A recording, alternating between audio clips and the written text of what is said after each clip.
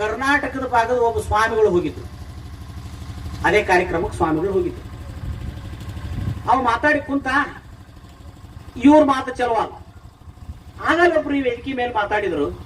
ಕರ್ನಾಟಕ ಬಹಳ ದರಿದ್ರಗೇಡಿ ರಾಜ್ಯ, ಅಲ್ಲಿ ಯಾವ ಜ್ಯೋತಿರ್ಲಿಂಗ ಇಲ್ಲ, ಎಲ್ಲಾ ಜ್ಯೋತಿರ್ಲಿಂಗಗಳು ಆ ಕಡೆ ಉತ್ತರ ಭಾರತ, ಆ ಕಡೆ ಆಂಧ್ರದಲ್ಲಿ ಅದಾವ, ಈ ಕಡೆ ಜ್ಯೋತಿರ್ಲಿಂಗ ಕರ್ನಾಟಕದಲ್ಲಿ ಇಲ್ಲ ಅಂತ. ಅವಾಗ ಅವ ಹೇಳಿದ, ಕರ್ನಾಟಕಕ್ಕೆ ಯಾಕೆ ಜ್ಯೋತಿರ್ಲಿಂಗ ಬಂದಿಲ್ಲ ಗೊತ್ತಾ ನಂದವ.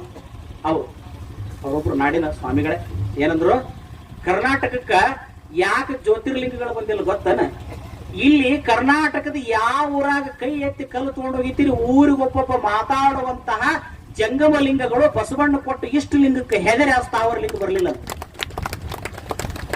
ಎಷ್ಟು ಚಲೋ ಮಾತು ಇದು. ಒಂದು ತಿಳ್ಕೊಂಡ್ಬಿಟ್ರೆ ಸಾಕು ಸ್ವಾಮಿಗಳ ಕಿಮ್ಮತ್ ಎಷ್ಟು ದೊಡ್ಡದು ನಮ್ಗೆ ಗೊತ್ತಾಯ್ತು. ಏನು ಕರ್ನಾಟಕದೊಳಗ ಊರು ಒಬ್ಬೊಬ್ಬ ಮಾತಾಡೋ ಜಂಗಮ ಲಿಂಗ ಇಲ್ಲಿ ಕೂತಾರ ನೋಡ್ರಿ, ಎಲ್ಲ